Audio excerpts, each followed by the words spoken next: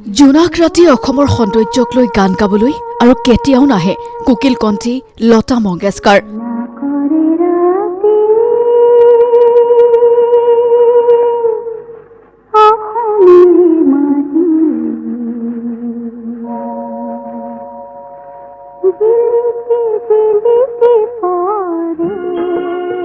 কাৰণ সহস্ৰ কোটি অনুৰাগীক সুখাগৰত পেলাই থৈ অজান মুলুকলৈ গুচি গ'ল তেওঁ, কেতিয়াও ঘূৰি নহাৰ বাটেৰে।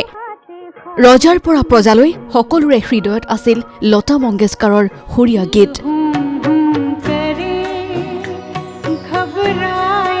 সুৰৰ সম্ৰাজ্ঞীগৰাকীৰ মৃত্যুত গভীৰভাৱে শোকাচন্ন দেশবাসী।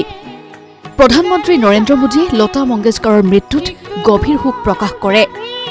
উঠি অহা প্ৰজন্মই ভাৰতীয় সংস্কৃতিৰ এগৰাকী দিগ্গজৰ ৰূপত লতা মংগেশকাৰক সদায় স্মৰণ কৰিব বুলি কয় প্ৰধানমন্ত্ৰীগৰাকীয়ে।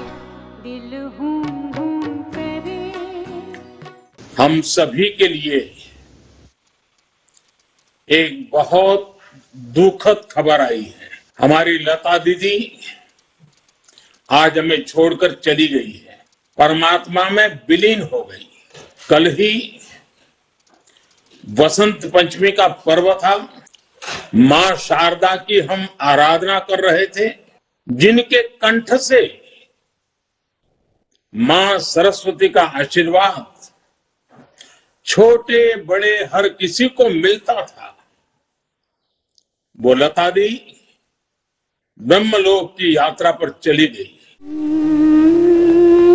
এপিনে এটা স্বৰ্গীয় কণ্ঠ চিৰদিনৰ বাবে মৌন হৈ গ'ল বুলি দুখ প্ৰকাশ কৰে ৰাষ্ট্ৰপতি ৰামনাথ কোবিন্দেও। লতা মংগেশকাৰৰ কণ্ঠ ঈশ্বৰৰ দান।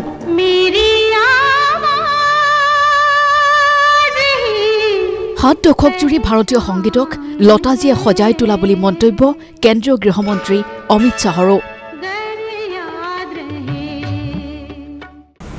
संगीत में जिनकी रुचि है और संगीत के क्षेत्र के लिए ये अपूर्णीय क्षति है। लता जी का जीवन बचपन से ही संगीत को समर्पित रहा। सुर साधना में अंतिम सांस तक वो अपना योगदान करती रही। লতাজীৰ মৃত্যু হৃদয় বিদাৰক আৰু কলা জগতৰ বাবে বৃহৎ ক্ষতি আখ্যা বিজেপিৰ ৰাষ্ট্ৰীয় সভাপতি জে.পি. নাড্ডাৰ। ইপিনে প্ৰতিগৰাকী সংগীত সাধকৰ বাবে লতা মংগেশকাৰ প্ৰেৰণা হৈ ৰব বুলি মন্তব্য কেন্দ্ৰীয় মন্ত্ৰী নীতিন গাডকাৰীৰ। स्वर्गीय लता मंगेशकर जी हमारे देश के संगीत युग का एक इतिहास था। उन्होंने अपने स्वरों से हिंदुस्तान में ही नहीं तो पूरे दुनिया में भारत का नाम एक प्रकार से ऊंचाई पर पहुंचाया था। আজীৱন স্বৰ আৰু সুৰৰ সাধনা কৰা লতাজীৰ মৃত্যুত স্তব্ধ হৈ পৰিল ভাৰতীয় কণ্ঠ। এইদৰে টুইট কৰে কেন্দ্ৰীয় প্ৰতিৰক্ষা মন্ত্ৰী ৰাজনাথ সিঙে। ভাৰতৰ এক অদ্ভুত ৰত্ন লতা মংগেশকাৰ। এই মন্তব্য ৰাজ্যসভাৰ সাংসদ প্ৰকাশ জাভেৰকাৰৰ। भारत रत्न लता मंगेशकर सचमुच में भारत का एक अद्भुत रत्न था। हमारे सबके जीवन का एक हिस्सा बनी थी। भारत की पहचान दुनिया में जिस कारणों से हुई है उसमें एक कारण लता मंगेशकर है। ইপিনে লতাজীয়ে কণ্ঠদান কৰা বহু গীতত অভিনয় কৰি ছুপাৰহিট হৈছিল অভিনেত্ৰী হেমা মালিনীৰ বহু চিনেমা। সেয়া নিজকে সৌভাগ্যশালী বুলি ভাবে হেমা মালিনীয়ে। इतने मधुर आवाज, इतने ऐसे एक कलाकार इतने अच्छे अच्छे गाने गाए हैं पूरे उनके करियर में। मेरा सौभाग्य है कि ऐसे एक व्यक्ति ने मेरे लिए, मैंने भी 200 पिक्चर से ज़्यादा काम किया है इस फिल्म इंडस्ट्री में। ভাৰতৰ প্ৰতি ঈশ্বৰৰ প্ৰেম গভীৰ, যাৰ বাবে গন্ধৰ্বৰ ৰূপত ভাৰতত অৱতৰ হৈছিল লতা মংগেশকাৰৰ। এই মন্তব্য কণ্ঠশিল্পী কৈলাশ খেৰৰ। मेरा ये मानना है लता जी सिर्फ एक शरीर स्वरूप नहीं थी, वो एक दैवीय अवतरण थी। और ईश्वर का हम लोगों के लिए प्रति, भारत के लोगों के प्रति ईश्वर का ये प्रेम थी जो वो गंधर्व रूपिणी बनकर, एक तपस्विनी रूपिणी बनकर यहाँ जन्माई गई थी। লতাজীৰ কণ্ঠ স্পৰ্শ কৰিছিল কোটি কোটি জনতাৰ হৃদয়। তেওঁৰ মৃত্যুক এটা যুগৰ অৱসান আখ্যা মুখ্যমন্ত্ৰী ডক্টৰ হিমন্ত বিশ্ব শৰ্মাৰ। মংগেশকাৰ আমাৰ মাজৰ পৰা আঁতৰি গ'ল। সৰুৰ পৰা যাৰ গান শুনি শুনি আমি ডাঙৰ হৈছিলোঁ, তেনে এগৰাকী সুৰৰ সম্ৰাজ্ঞী আমাৰ মাজৰ পৰা আঁতৰি যোৱাটো আমাৰ বাবে অত্যন্ত শোকৰ বাতৰি। মেলোডি কুইন লতা মংগেশকাৰৰ মৃত্যুত গভীৰ শোক প্ৰকাশ কৰে কেন্দ্ৰীয় মন্ত্ৰী সৰ্বানন্দ সোণোৱালেও।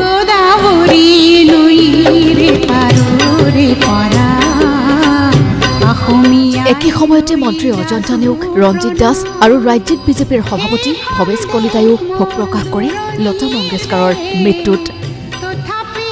সুৰৰ সম্ৰাজ্ঞীগৰাকী শাৰীৰিকভাৱেহে মৃত্যু ঘটিছে, তেওঁৰ প্ৰতিভা অমৰ হৈ থাকিব বুলি মন্তব্য এপিচিচিৰ সভাপতি ভূপেন বৰাৰ।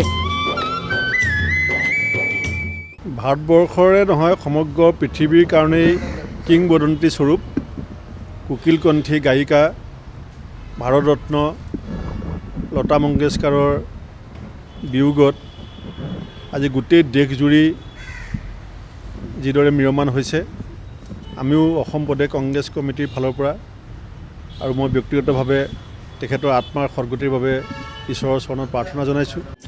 এপিনে লতাজীৰ মৃত্যু ভাৰতৰ বাবে এক অপূৰণীয় ক্ষতি আখ্যা সাংসদ প্ৰদ্যুৎ বৰদলৈৰ। লতাজীয়ে গোৱা পাকিজা চিনেমাখনৰ গীত প্ৰায়ে শুনে কণ্ঠশিল্পী জুবিন গাৰ্গে। কোকিল কণ্ঠীৰ মৃত্যুত শোক প্ৰকাশ কৰি এই মন্তব্য জুবিন গাৰ্গৰ। তেওঁৰ গানবিলাক অমৰ হৈ থাকিব, তেওঁৰ স্মৃতি, তেওঁৰ কৰ্মৰাজি আমাৰ মাজত জীয়াই থাকিব আৰু আমি নমৰালৈকে তেখেতৰ গান শুনি থাকিম। লতাজীৰ মৃত্যুত শোক প্ৰকাশ কৰে বলিউডৰ প্ৰখ্যাত শব্দযন্ত্ৰী অমৃত প্ৰীতমেও। মেলোডি কুইন লতা মংগেশকাৰ আজি স্বৰ্গগামী হয় ৰাতিপুৱা 8টা বজাত। তেখেতে ক'ভিডত আক্ৰান্ত হৈ আছিলে, আমি সকলোৱে জানো, আৰু গোটেই ভাৰতবৰ্ষই তেওঁৰ আৰোগ্য কামনা কৰি পেলাই প্ৰাৰ্থনা কৰি আছিলে, যদিও নিয়তিৰ ওচৰত হাৰ মানে তেখেত আজি স্বৰ্গগামী হয়। তেখেতৰ মৃত্যুত ভাৰতৰ বাবে এটা বৃহৎ ক্ষতি বুলি ভাবোঁ। অকল ভাৰত বুলিয়ে নহয়, পৃথিৱীৰ যিখন সংগীতৰ পৃথিৱীত বা গোটেই পৃথিৱীৰ জনসাধাৰণৰ কাৰণে এটা সাংঘাতিক লষ্ট বুলিয়েই ক'ম। লতাজীৰ দৰে ব্যক্তিত্ব অদ্বিতীয়, কাৰোৰে সৈতে তেওঁৰ তুলনা নহয়, এই মন্তব্য যোগগুৰু বাবা ৰামদেৱৰ। लता दीदी जैसा कोई दूसरा इस कला संगीत की दुनिया में व्यक्तित्व दिखाई नहीं देता, इसलिए उनकी तुलना किसी से नहीं की जा सकती। পাৰ্থিৱ ৰূপত নহয়, স্বৰৰ ৰূপত লতাজীক স্মৰণ কৰিব বুলি ক'লে RSS প্ৰধান মোহন ভাগৱতে। सार्थक जीवन का उदाहरण हमारे सामने प्रस्तुत करने वाली लता दीदी चली गई। हमको उसके दुख को सहन करने का धैर्य तथा मंगेशकर परिवार को भी इस आघात को सहन करने का धैर्य।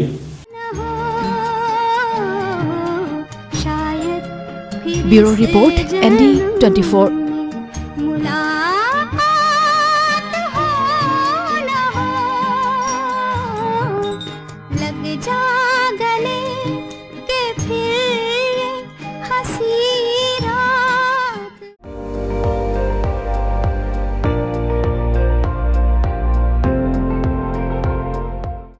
আপুনি চাই আছে ND24, সৰ্বশ্ৰেষ্ঠ নহয় সৰ্বোত্তমৰ দৌৰ।